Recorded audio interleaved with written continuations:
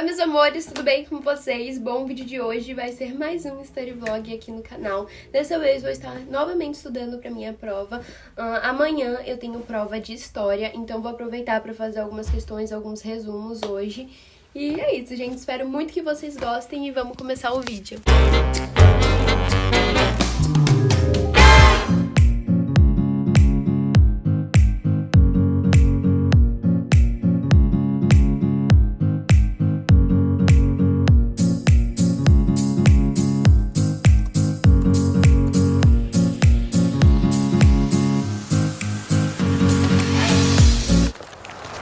São 5h27 da tarde e eu aqui enrolando, né? Giovana, foco, bebe aguinha. Bora lá. Eu tô colocando essas flagzinhas que também são lá do Caderno Inteligente. Por isso que eu falo, isso aí é muito versátil, gente. Aí eu pego essas flagzinhas aqui, ó, que eu uso no Mentergine e tô anotando coisas de subjetivas, assim, nos meus livros, caderno e tal. E aí eu tenho a página 16 a 26... para estudar, que fala mais sobre a crise da monarquia no Brasil. E aí, depois, eu tenho a página 21 a 27. A página 21 fala mais sobre a Primeira República. Assim, é pouca coisa até. Tem uns exercícios aqui e tal. Então, é isso. Colocar os meus óculos, porque miopia que chama, né? Eu ia falar 21 graus de miopia, tá repreendido em nome de Jesus. 4 graus de miopia. E aí, vou fazer as atividades. As atividades não, eu vou fazer as revisões. Eu tenho algumas coisas, eu acho que anotadas aqui, inclusive ou grifadas ou em post-its. Não lembro se é que eu cheguei a colocar post-it. Mas assim, já pelas atividades em si, dá pra saber bastante coisa, assim. E é isso. Vamos lá, vamos lá.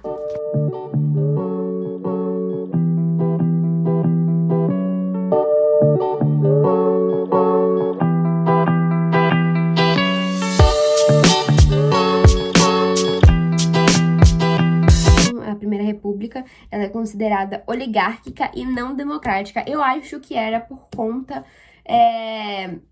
dos meios onde elas eram votadas, porque, por exemplo, na época era mais o voto do cabresto, onde as pessoas elas eram induzidas a votar naquilo que elas não queriam, exatamente por não saberem sobre os determinados assuntos.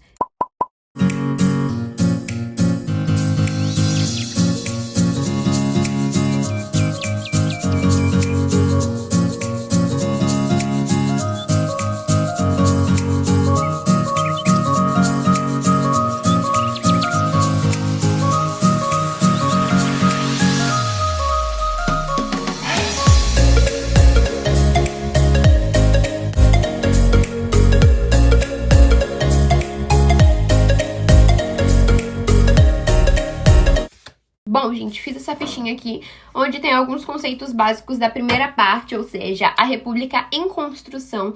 Ela surgiu na Roma Antiga, mais ou menos aí no século XVIII, depois da Revolta Francesa. Da Revolta não, é Revolução Francesa.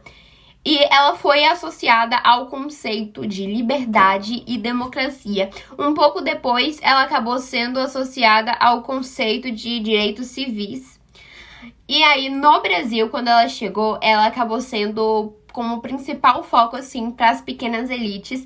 Elas foram agregadas com os exércitos, as elites e... Ai, gente, esqueci. Ai, tá. Exército, política e elites. Exército, política e elites. O movimento que assinalou a arrancada deste movimento no Brasil foi a publicação do Manifesto Republicano. Em 1870. O documento criticava o caráter e a centralização hereditário do poder da monarquia.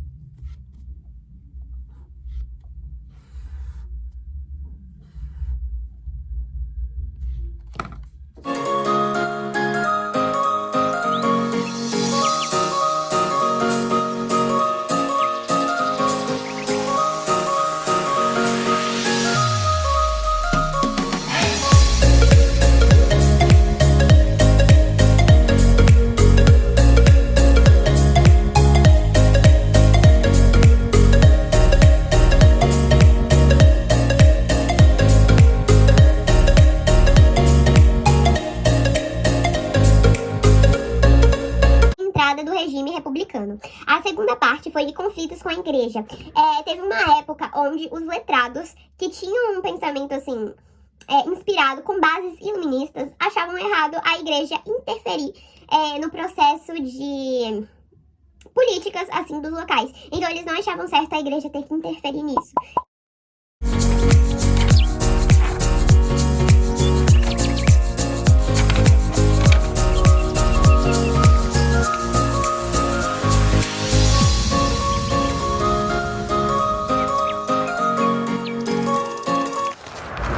Meu Deus, eu nunca estive tão feliz em toda a minha vida.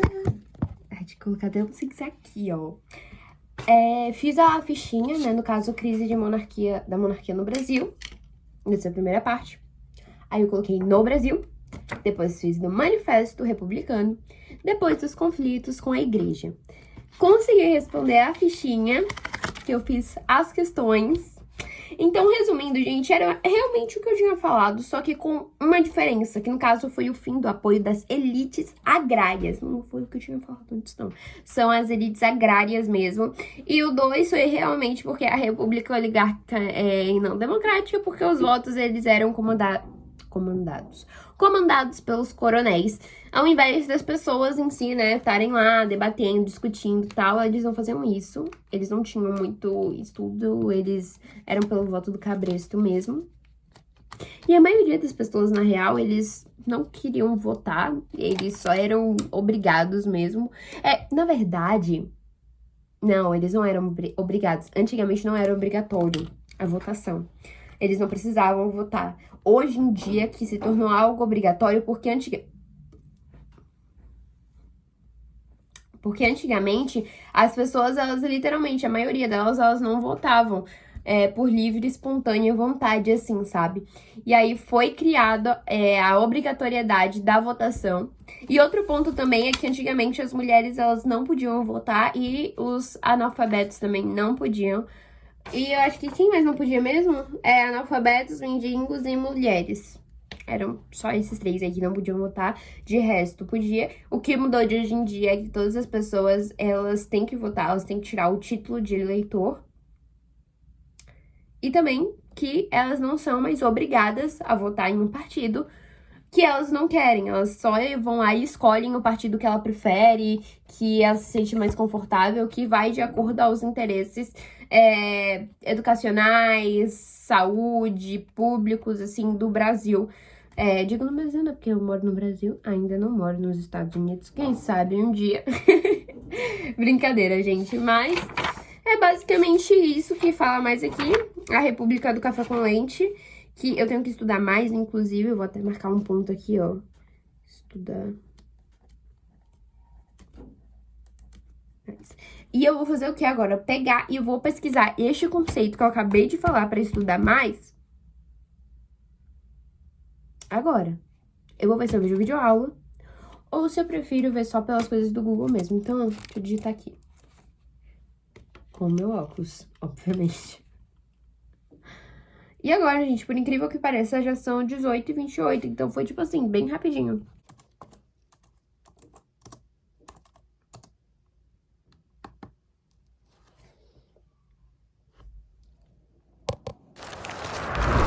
A política do café com leite foi um acordo firmado entre oligarquias estaduais e o governo federal durante a República Velha para que os presidentes da República fossem escolhidos entre políticos de São Paulo e Minas Gerais. Portanto, ora o presidente seria paulista e ora seria mineiro. O que foi a política do café com leite? O nome que se dá ao processo de alternância do poder entre Minas Gerais e São Paulo. Por que recebeu esse nome? O fato do café era a principal economia de São Paulo e o leite de Minas, ok.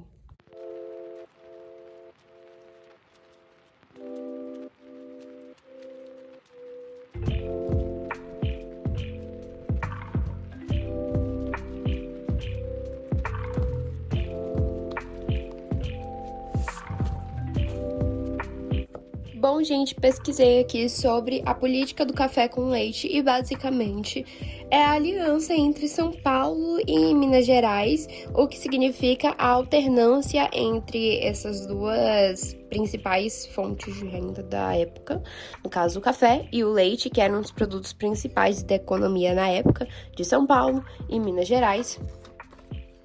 Aqui atrás eu coloquei uma pequena representação de um café, tá? E um leite, mas enfim, uma porcaria.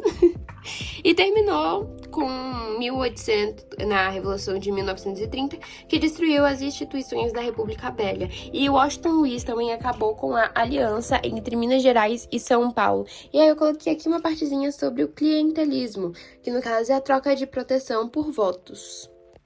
Troca de bens ou serviços, né? Por apoio político. Pode ser alguma coisa explícita ou não, pode ser ouro, pode ser, sei lá, gente, um emprego, enfim. Basicamente é isso. Era isso que eu tinha pra estudar mesmo. Aí eu vou pegar essas fichinhas que eu fiz, que já vão, assim, me ajudar pra caramba.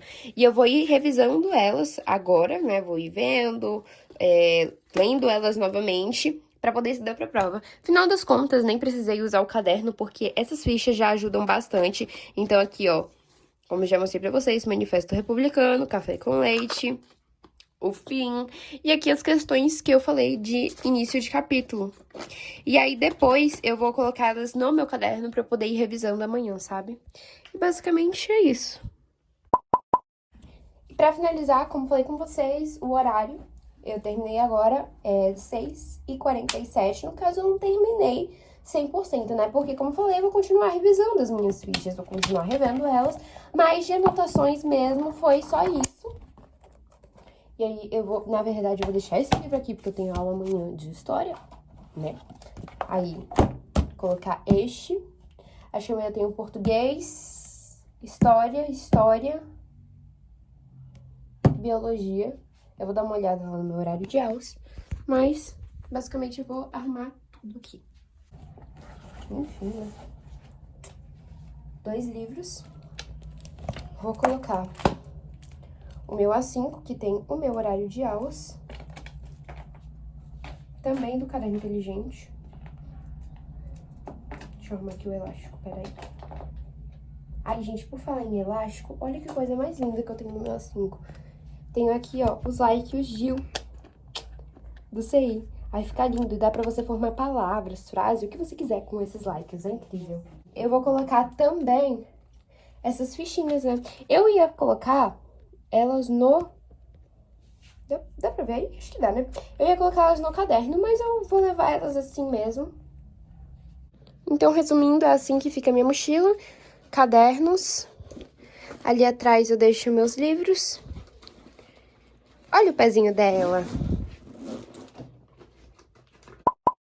Agora eu vou mostrar uma coisa pra vocês que literalmente não faz muito parte, assim, do meu story vlog. Mas é uma coisa que eu gosto muito de fazer, que é escrever, gente. Eu gosto de anotar aqui no meu diário, que eu já mostrei ele algumas vezes aqui pra vocês. Esse diário aqui, ele é da Shein, maravilhoso. E nele eu anoto meus sentimentos, minhas emoções, tudo assim que eu tive durante o dia, ou que eu queira compartilhar. Ele é um caderno com senha, então ninguém pode acessar, a não ser quem tem a senha, obviamente. E aqui do lado eu coloquei uma caneta. Já deixei aqui mesmo, porque é melhor do que ficar pegando story e tal. Então, vamos lá, vamos escrever, gente. Eu amo essa parte porque, nossa, simplesmente eu me reconecto comigo mesma.